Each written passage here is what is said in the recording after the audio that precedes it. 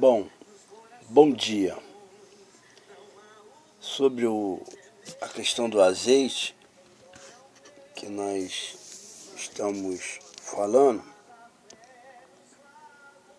é um tipo de azeite que era usado exatamente nessa proporção de cuidar dos animais e de servir para outros fundamentos naquela ocasião, até mesmo para passar no corpo ou usar como lamparina, porque ele se queimava na lamparina e criava aquela imensidão de claridade à noite. O óleo ou azeite, ele também era usado para outros propósitos, ritual, como consagração,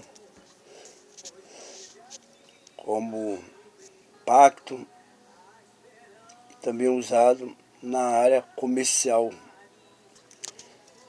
Era algo muito assim de importantíssima naquela época, porque era algo que preenchia a muitas áreas da necessidade daquela época, daquela cultura. Estou olhando aqui no Cromo a respeito disso aqui, ó. É adequada a descrição que é feita na pergunta sobre a palavra azeite, do árabe, zait, óleo, a essência, azeite, e do contraste existente entre o respectivo uso no Brasil e em Portugal. No Brasil é, portanto, frequente a expressão azeite de oliva, enquanto em Portugal se diz apenas azeite, uma vez que empregamos óleo em todos os outros casos. Também se confirma que entre oliva e óleo há uma relação etimológica muito estreita, porque são palavras que partilham o mesmo radical latino, que tinha duas variantes, ole e olim. Com efeito, o óleo vem do nome latino oleum, que significava azeite, e oliva é adaptação de oliva, que em latim designava, né, árvore, oliveira, e o fruto chamado corretamente azeitona ou oliva, que isoladamente ocorre menos. O que acontece? Aqui nós podemos observar e ver que quando há uma preparação, sabe, de conhecimento, de entendimento a respeito de algo que está relacionado a uma cultura muito distante da qual mudou e da qual hoje, né, assim, se faz presente na vida de todos aqueles que então têm esse interesse de saber. Quando nós vemos essa imagem aqui, ó, essa foto que eu recebi, dessa postagem, dessa serva de Deus, sobre o azeite sendo derramado sobre a ovelha, é algo que acontece diariamente na vida de muitos, mas agora com um propósito diferente.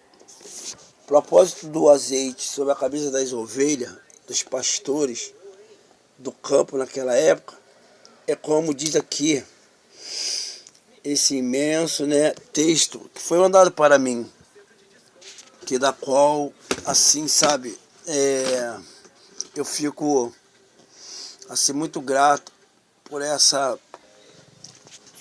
postagem que foi posta para mim para edificação. Estou um pouco gripado, resfriado, mas estou conseguindo, né, me expressar bem. Diz assim, né, o texto: sempre me perguntei o que significava este versículo do Salmo 23, porque ele unge minha cabeça com óleo. Era uma linguagem figurada que significava que Deus mantinha o salmista saudável. Nunca conheci este paralelo. Unge minha cabeça com óleo. Muitas vezes, né? Unge minha cabeça com óleo. Muitas vezes as ovelhas, aí aqui ela começa a explicar, né, o texto. Muitas das vezes as ovelhas ficam com a cabeça presa em arbusto e morre tentando se escapar, né? Desembaraçar. Ela botou aqui desembaraçar, mas é escapar, né? O que me chama a atenção aqui é a linguagem, ok? Muitas vezes elas ficam com a cabeça presa em arbusto e morrem tentando escapar. E há moscas, né? Podemos botar aqui, e há insetos, né? Horrível, que gostam de atormentar as ovelhas, colocando ovos, né? Óvulos, ovos ou óvulos em suas narinas, que depois se tornam verme, ou seja, se tornam, né, aí larvas, né, e levam as ovelhas a bater sua cabeça contra rochas, às vezes até a morte. Seus ouvidos e olhos também são sensíveis, né, são sensíveis, né, ao tormento dos insetos, ou seja, das lavas, né, né, aí a, quando os óvulos começam, né, a ser depositados nessa parte, elas criam larva, e assim as ovelhas conseguem, ou seja, então, como diz aqui, peraí, nos seus ouvidos e olhos também são sensíveis ao tormento dos insetos, ou seja, das larvas.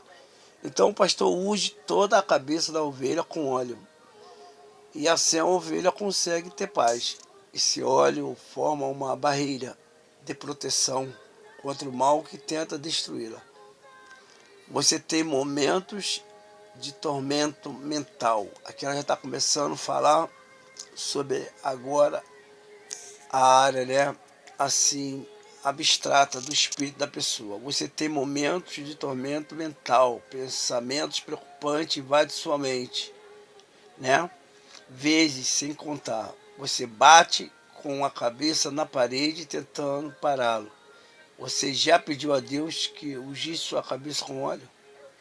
Ele tem um suprimento infinito. Seu óleo protege e torna possível que você consiga fixar seu coração, mente e olhos nele, hoje e sempre. A paz no vale. Que nosso Pai unja sua cabeça com óleo, hoje e sempre, para que sua vida transborde do Espírito. Bem, amados, veja bem, é disso que eu estou falando. Eu estou falando de tempos, culturas diferentes que hoje nós vivemos. O objetivo do óleo naquela época tinha esse significado, como eu já falei, para ungir, para servir de medicina, para servir de comércio, para servir de tantas outras coisas que nós já entendemos pelos estudos que há aí nas internet e nas redes sociais. Ali, naquele momento ali específico, naquele tempo cultural, o salmista é usado por Deus para demonstrar o significado da proteção, da palavra de Deus, da presença de Deus na vida daqueles que tem a sua unção sobre ele. Porque a unção de Deus é que te sara, que te cura, que te salva, que te liberta. A unção de Deus, ela vem, sabe, de maneira que ela te guarda, sabe, das víboras, né, das pestes, sabe, das maldades que vem sobre nós nessa terra. Muitas vezes, sabe, nós achamos que um vidrinho de óleo vai resolver o nosso problema, vai resolver a nossa dificuldade. Não. Isso ali é um simbolismo do que é a ação de Deus sobre a vida daqueles que crêem, daqueles que depositam sua confiança. Sabe, eu tenho muito ido para os montes e tenho levado sim minha botija com vidro de azeite ou de oliva ou de oliveira, seja lá como tu entende. E tenho apresentado a Deus para quando nós orarmos a pessoa, para abençoá-las e decretar a bênção, o milagre de Deus sobre a vida delas, passando aquele óleo que se apresentamos para Deus. Porque nós somos tão pecadores, somos tão insignificantes, que muitas vezes é preciso, sabe, Deus usar, sabe, objetos, sabe, usar, sabe, outro tipo de, né, objeto, sem ser nós, para realizar os seus milagres, sua cura. Porque somos tão pecador. Você vê que naquela época, Jesus, ele teve que vir ao mundo para se fazer sacrifício perfeito diante de Deus por nossos pecados. Porque não se encontrava mais maneira para oferecer um sacrifício puro a Deus. Porque as ovelhas já estavam sofrendo tão grande ação pelos homens daquela época, que estavam já sendo sacrificadas defeituosas, né? Já estavam sendo oferecidas defeituosas, já estavam sendo oferecidas, sabe, cheio de rapisco, cheio de falhas. Então, sabe, foi preciso Jesus vir para quebrar essa barreira. Porque naquela época, a ovelha, né, aí o cordeirinho que não tinha culpa das falhas, dos desacertos dos homens, iam ali para o matadouro, para o sacrifício. Hoje não, amado. Mudou isto. Hoje nós estamos, entendeu?